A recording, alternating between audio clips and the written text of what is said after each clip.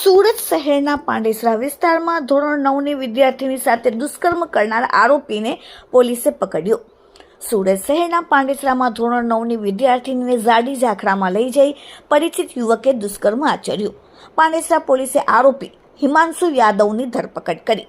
પાંડેસરામાં રહેતી વિદ્યાર્થીનીને ઘરેથી બુક્સ લેવા માટે નીકળી હતી। કૈલાસનગર ચોકડી પાસે પરિચિત યુવક યુવતીને મળી આવ્યો હતો। યુવક વિદ્યાર્થીને લલચાવી ફોસલાવીને બાઇક પર બેસાડીને લઈ ગયો। યુવકે વિદ્યાર્થીની સાથે ઝાડી ઝાખરામાં દુષ્કર્મ આચર્યું હતું। વિદ્યાર્થીનીને ગુપ્ત ભાગે લોહી નીકળવા લાગતા હિમાંશુ તેણીને કૈલાસ ચોકડી પાસે મૂકીને ચાલ્યો ગયો।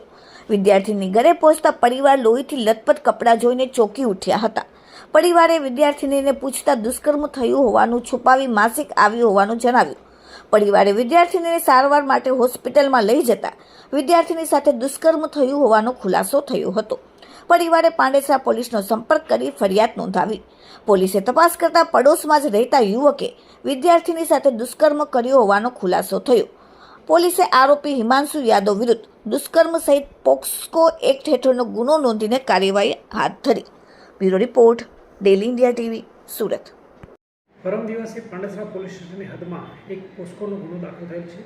ગુનાની હકીકત એવી છે, 15 વર્ષની દીકરીને એક માણસ હિમાંશુ નામના માણસે તેને લલચાવી ફૂસલાવી અલખાન ગાર્ડન લઈ જઈ તેની પર બળાત્કાર ગુજારેલ છે તેવી હકીકત ધ્યાને આવતા પાંડેસરા પોલીસ સ્ટેશને ગુનો દાખલ કરેલ છે। દીકરી સારવાર હેઠળ છે અને આરોપીનું નામ મળતા આરોપીને અટક કરી કાયદેસરની કાર્યવાહી કરવામાં આવેલ છે। બનાવની વિગત એવી છે કે દીકરી જ્યારે ઘરેથી બહાર નીકળી ત્યારે તેણે લલચાવી ફૂસલાવી અને પાંડેસરા વિસ્તારમાંથી અલથાણ વિસ્તારમાં લઈ જઈ તેની સાથે તેણે દુષ્કૃત્ય આચર્યું હતું। આ બનાવ બનતા હેડ કોન્સ્ટેબલ હરપાલસિંહ અજીતસિંહ નાઓએ આરોપીને ટેકનિકલ તથા હ્યુમન ઇન્ટેલિજન્સ આધારે શોધખોળ કરી અને પકડી પાડેલ છે।